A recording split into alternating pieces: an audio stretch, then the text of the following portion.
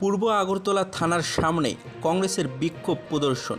নয়ে বনমালীপুর ব্লক কংগ্রেসের উদ্যোগে বৃহস্পতিবার পূর্ব আগরতলা থানার সামনে বিক্ষোভ প্রদর্শন করা হয়।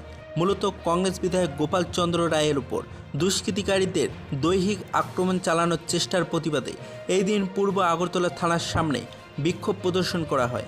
একই সাথে থানার ওসির নিকট ডেপুটেশন প্রদান করা হয়। নয়ে বনমালীপুর ব্লক কংগ্রেস নেতৃত্বরা সংবাদ মাধ্যমের মুখোমুখি হয়ে জানান, বিধায়ক গোপাল চন্দ্র রায় বন্যার সময় মানুষের পাশে দাঁড়ানোর চেষ্টা করলেন। প্রথম দিনে তিনি শ্রীলঙ্কা বস্তি এলাকার পরিদর্শন করলেন। পরে তিনি প্রফেসর কলোনিতে যাওয়ার পর বিজেপি আশ্রিত দুষ্কৃতিকারীরা ওনার উপর আক্রমণ চালায় এবং ঘর থেকে বের হলে হাত পা ভেঙে দেওয়া হবে বলে হুমকি দেয় দুষ্কৃতিকারীরা। ঘটনার পর থানায় মামলা দায়ের করা হয়েছে, কিন্তু এখনও পর্যন্ত পুলিশ কোনো পদক্ষেপ গ্রহণ করেননি। তাই এই দিন পূর্ব আগরতলা থানায় ডেপুটেশন প্রদান করা হয়েছে অভিযুক্তদের গ্রেপ্তারের দাবিতে। সদস্যতা অভিযানে নামবে বিজেপি। আগামী 2 সেপ্টেম্বর প্রধানমন্ত্রী নরেন্দ্র মোদী ভারতীয় জনতা পার্টির 2024 সালের সদস্যপদ গ্রহণ করে সদস্যতা অভিযানের উদ্বোধন করবেন। তারপর 3 সেপ্টেম্বর ত্রিপুরা রাজ্যের মুখ্যমন্ত্রী ডক্টর মানিক সাহার ভারতীয় জনতা পার্টির 2024 সালের সদস্য পদ গ্রহণ করার মধ্য দিয়ে সদস্যতা অভিযানের শুভ উদ্বোধন হবে রাজ্যে। তারপর এই দিন এটি রাজ্য স্তর থেকে বুথ স্তর পর্যন্ত এই দিন অভিযান চলবে।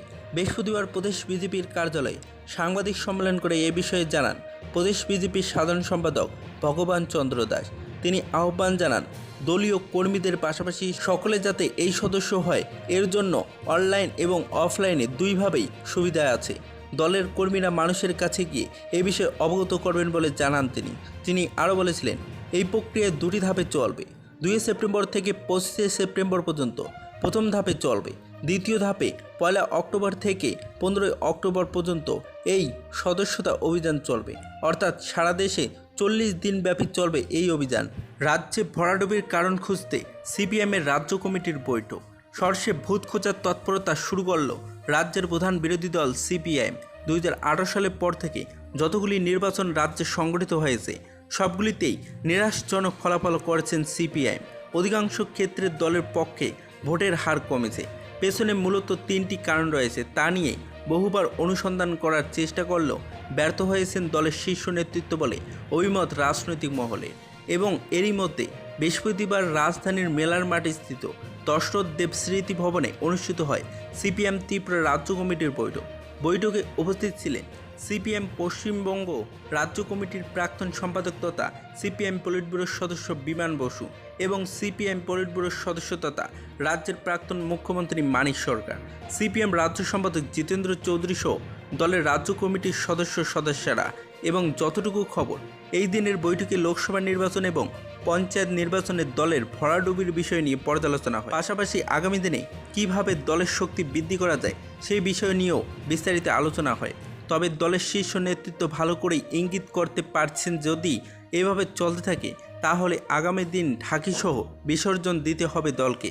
রাজ্যে বাংলাদেশের ঘটনার উদাহরণ টেনে এক অস্থিরতার সৃষ্টি করার চেষ্টা করছেন, এইগুলি সমর্থন করেন না সিপিএম।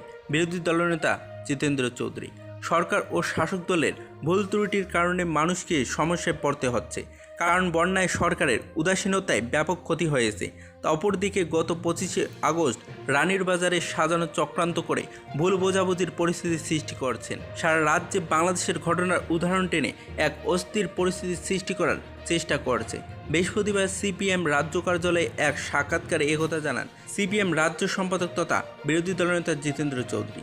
তিনি বললেন, বৃহস্পতিবার সিপিএম রাজ্য কার্যালয়ে দলীয় যে বৈঠক অনুষ্ঠিত হচ্ছে সেই বৈঠকে রানীর বাজারে এই পরিস্থিতির অত্যন্ত গুরুত্ব দিয়ে আলোচনা করা হয়। কারণ যারা এ ধরনের ঘটনা হতে দিচ্ছে তাদের মানুষ ছেড়ে দেবে না। বাংলাদেশে দেখে মন্ত্রী এবং শাসক দলের শিক্ষা নেওয়া প্রয়োজন, কারণ রানীর বাজারের ঘটনা তাদের অগ্নি পরীক্ষা। কারণ তাদের অন্ধ স্নেহের কারণে কিছু নিরীহ মানুষের বাড়ি পড়েছে এবং শুধু মানুষের বাড়ি পড়েনি, শাসক দলের নেতাদের মুখও পুড়ছে। তাই প্রশাসনের কঠোর এবং নিরপেক্ষ হওয়ার প্রয়োজন।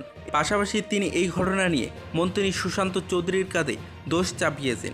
তিনি বললেন, মন্ত্রীর উপস্থিতিতে এ ধরনের ঘটনা কোনোভাবেই সামর্থ্যযোগ্য নয় এবং তাদের দল এবং সরকার ভাবুক এইভাবে সরকার চলবে কিনা।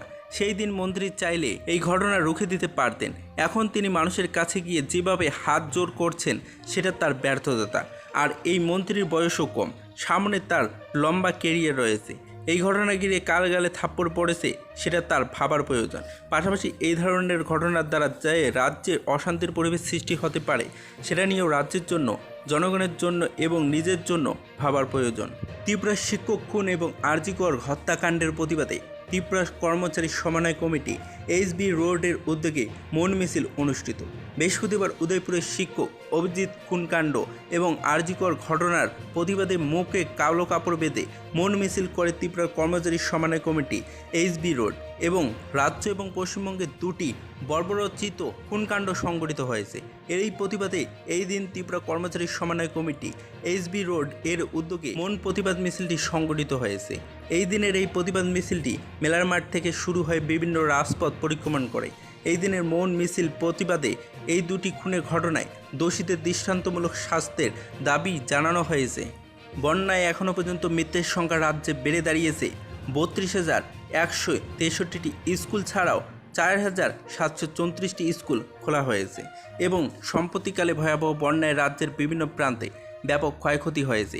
ক্রমেই বেড়ে চলছে মৃতের সংখ্যা। বৃহস্পতিবার রাজস্ব দপ্তরের সচিব ব্রিজেশ পাণ্ডে এক সাংবাদিক সম্মেলনে জানিয়েছেন, এই ভয়াবহ বন্যার মৃতের সংখ্যা এখন বেড়ে দাঁড়িয়েছে 32। এছাড়াও আহত 2 জন, 1 জন নিখোঁজ বলে জানা গেছে। এখনও পর্যন্ত রাজ্যের 8টি জেলায় 346টি ত্রাণ শিবির চালু হয়েছে এবং 52,906 জনকে আশ্রয় দেওয়া হয়েছে সেই ত্রাণ শিবিরগুলিতে। রাজস্ব দপ্তরের সচিব ব্রিজেশ পাণ্ডে জানিয়েছেন, জেলা প্রশাসন খাদ্যসহ প্রয়োজনীয় ত্রাণ সামগ্রিক সরবরাহ করে চলছেন সর্বত্রই। বিদ্যুতের ছোবলে প্রাণ গেল 25 বছর বয়সী যুবকের। বাড়ির বৈদ্যুতিক পাখা মেরামত করতে গিয়ে বিদ্যুতের ছোবলে প্রাণ গেল 25 বছর বয়সী রাজেশ কাইপেংয়ের এবং ঘটনা বৃহস্পতিবার তেলিয়ামুড়া থানাধীন দেবথাং এলাকায়। জানা যায়, তেলিয়ামুড়া থানা এলাকার দেবথাং এলাকার বাসিন্দা 25 বছর বয়সী রাজেশ কাইপেংয়ের নিজের বাড়ির বৈদ্যুতিক পাখা মেরামত করতে গিয়ে আজ